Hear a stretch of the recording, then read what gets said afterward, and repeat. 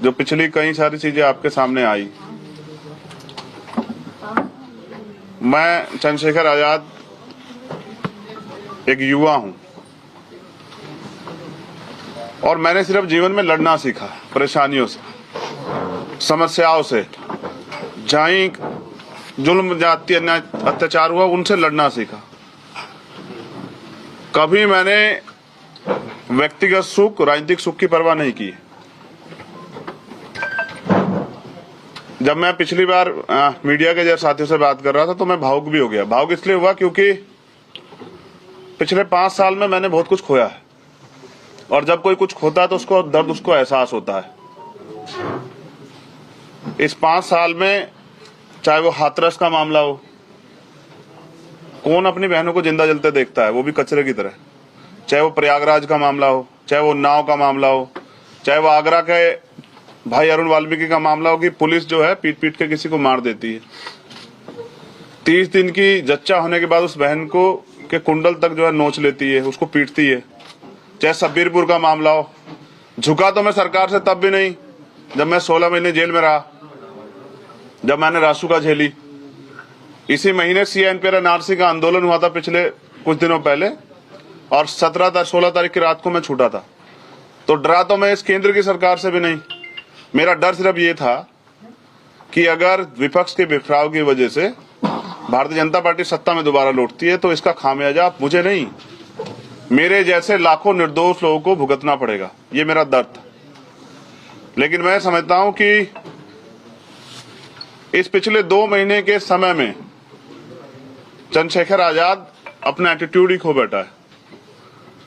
उसे लगता है कि जो ट्विटर, फेसबुक वाले नेता हैं जो सिर्फ घर में बैठ के ट्वीट करते हैं, जो 5 साल कभी फील्ड में नहीं आते हैं, जो सिर्फ वोट की राजनीति करते हैं, उनको भी ऐसी राजनीति की जरूरत है। लेकिन मैं गलत था। मैं समझता हूं हमारी ताकत भीम आर्मी आजाद समाज पार्टी के लाखों कार्यकर्ता हैं जिन्होंने सरकार से मोर्चा लिया और विपक्षी भूमिका अदा की है। कोई मामला हो, किसानों का हो, कोई नेता हो किसी पार्टी का, चाहे आज वो विकल्प के रूप में हो, कुछ भी हो, किसी को आपने सड़क पे नहीं देखा होगा। चाहे वो लखीमपुर खीरी का मामला हो, 7 घंटे मोटरसाइकिल चला के मैं गया अकेला, जान की परवाह न करते हुए। चाहे वो पूरे देश में साइन बाग बनाने की बात हो, मैं अकेला व्यक्ति ऐसा था जो मुस्लिम भाई की लड़ाई में जब कोई छू भी नहीं रहा था तो मैं 27 दिन जेल में रहा और मैंने 250 लाठियां खाई। ये सारी चीजें संघर्ष की हैं, लेकिन कभी मैंने स्वाभिमान से समझौता नहीं किया और मैं आज भी समझौता नहीं करूंगा। हमने तय किया है कि आजाद समाज पार्टी अपने बलबूते जो उन्होंने आज तक काम किया है, उस काम के बलबूते जिसकी लड़ाई आज तक उन्होंने लड़ी है, उन माओं के, उन बहनों के विश्वास के भरोसे, उन बुजुर्गों के आशीर्वाद के भरोसे और बाबा साहब अम्बेडकर और मान्यवर काशीराम साहब की विचारधारा के भरोसे उत्तर प्रदेश में चुनाव में जाएगी। और मैं एक युवा हूं, अगर आज मैं डर जाता हूं, स्थापित नेताओं के सामने घुटने टेक देता हूं, तो मैं समझता हूं कल कोई गरीब युवा हिम्मत नहीं दिखा पाएगा, वो हौसला नहीं कर पाएगा कि वो परिवर्तन के लिए लड़े और वो तमाम तरह की ताकतों के खिलाफ खड़ा होकर अपने देश के बारे में सोचे। आज सबको सिर्फ सत्ता से मतलब है, लेकिन हमारी लड़ाई कभी सत्ता की रही नहीं। हमारी लड़ाई तो सत्ता के साथ व्यवस्था परिवर्तन की है। और आज जो गठबंधन जो सामाजिक न्याय की बात कर रहा है वो कितना खोखला है, बिना दलितों की बात आप अच्छी तरह जानते हैं। तो हम ये समझते हैं क्योंकि पिछले 2 महीने में हमारे साथ छल हुआ, हम राजनीति को समझ नहीं पाए क्योंकि हम नए लोग हैं, ईमानदार लोग हैं। हमारे लिए राजनीति इसी तरह की चीजें थी जिस तरह हम सामाजिक आंदोलन चलाते थे। कुछ लोगों के लिए ये हंसी का विषय भी होगा कि भाई चंद्रशेखर को उन्होंने बेवकूफ बना दिया, किसी और ने बेवकूफ बना दिया। मैं समझता हूं मेरे जैसे लाखों चंद्रशेखर इस देश में तमाम तरह की गुलामी, बेबसी के शिकार, और वो परिवर्तन करना चाहते हैं, बस उनको अवसर की तलाश। तो आज मैं आप सबके माध्यम से उत्तर प्रदेश की महान जनता से और बहुजन समाज की माताओं, बहनों, बुजुर्गों और नौजवान साथियों से कहता हूं कि हम युवा हैं, बदलाव कर सकते हैं, लेकिन स्वाभिमान सम्मान समझौता नहीं करेंगे। एक लिस्ट जो है, क्योंकि इस तमाम तरह के छल में तैयारी करने का कम मौका मिला, मैं एक लिस्ट जो है जिनको प्रत्याशियों को हम लड़ाएंगे उनकी लिस्ट आपके सामने जारी कर रहा हूं।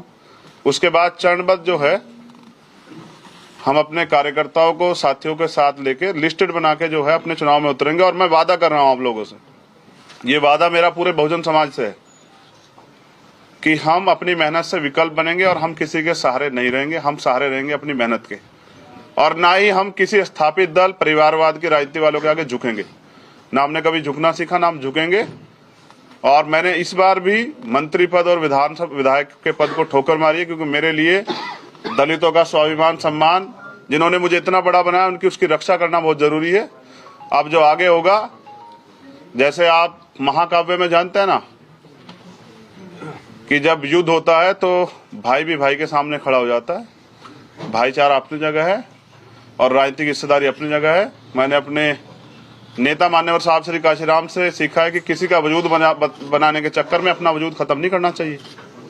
तो हम मजबूती से लड़ेंगे। मैं सीटों की जानकारी आपको दे देता हूं। मेरे गृह जनपद से नकुड़, रामपुर मनिहारन, देवबंद, सहारनपुर देहात, गंगो, चरथावल, पुरकाजी, मुजफ्फरनगर शहर, धामपुर, नहटोर, हापुड़, नूरपुर, आगरा साउथ, नोएडा, चंदौसी, कुंदरकी, आलापुर, जखनिया, सिरातू, मलियाबाद, पलिया, मुबारकपुर, मोहम्मदाबाद, हरगांव, हस्तिनापुर, जलेसर, एतमादपुर, खुर्जा, मेरठ कैंट, सगड़ी, जयसिंहपुर, तिरवा और माठ। ये विधानसभा कितनी सीटें? टोटल सीटें हैं 33, 33 या 34। कंफ्यूजन एक नाम में हो सकता डबल हो, तो मैंने पढ़ दी पहले। अभी ये मैंने वो घोषणा की जिन पे हम लोग लड़ने के लिए, जिन पे हमसे बात हुई थी, बाद में हमसे छल हुआ, जिन पे हमने तैयारी की थी। लेकिन ऐसा नहीं, भीमार में आजाद समाज पार्टी कार्यकर्ता हर विधानसभा पे, और हमने साबित किया था जब बुलंदशहर उपचुनाव हुआ कि बड़े बड़े दल जो आज अहंकार में हैं, वो तीसरे, चौथे, पांचवें नंबर पे थे, हम तीसरे नंबर पे थे। हमने आज जो कुछ प्राप्त किया है अपनी मेहनत से प्राप्त किया है, खैरात में नहीं प्राप्त किया है। और अगर आज युवाओं के इस लड़ाई में मैं कमजोर पड़ गया ना, मैंने फिर कहा कि फिर कोई सत्ता के आगे लड़ेगा नहीं, फिर कोई भगत सिंह नहीं पैदा होगा, फिर कोई उधम सिंह नहीं पैदा होगा। तो मेरी लड़ाई ईमानदारी की है, मेरी लड़ाई सत्य की है, और सत्य कभी पराजित नहीं हुआ है।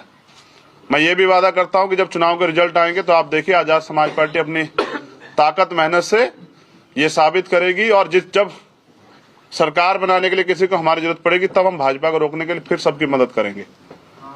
लेकिन अहंकार अच्छा नहीं होता है। तो आप यहाँ सब आए, आपका बहुत बहुत धन्यवाद। अब आपका कोई भी क्वेश्चन है तो आप अपने रख सकते हैं। बात कर रहे हैं, आपके साथ किसने धोखा किया और क्या शर्त होता जो आप मंजूर कर पाते, जो आपको लगता है कि धोखा नहीं हुआ, लेकिन आपको नहीं हुआ तो आपको लगता है कि धोखा हो गया? देखिए, मैं समझता हूँ जब आप अपनी बात से पलटते हैं ना, तो आप धोखा करते हैं।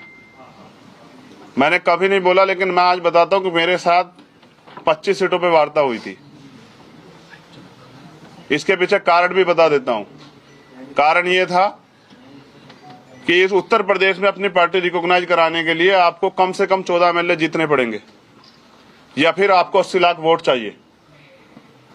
तो 14 एमएलए लड़के 14 एमएलए नहीं जीते जाते। इसलिए मेरी पहली वार्ता 25 सीटों पे हुई थी और मुझे विश्वास दिला गया था कि आपके साथ धोखा नहीं होगा। आज मैं एक बड़ी लाइन खींचता हूं, मैं कभी इसका जिक्र नहीं करूंगा। मैंने बंद कमरे की बात को बाहर नहीं लाया था, लेकिन ये गलती जिनके द्वारा हुई है, चुनाव के बाद उनको इस बात का पछतावा होगा, मेरा वादा है।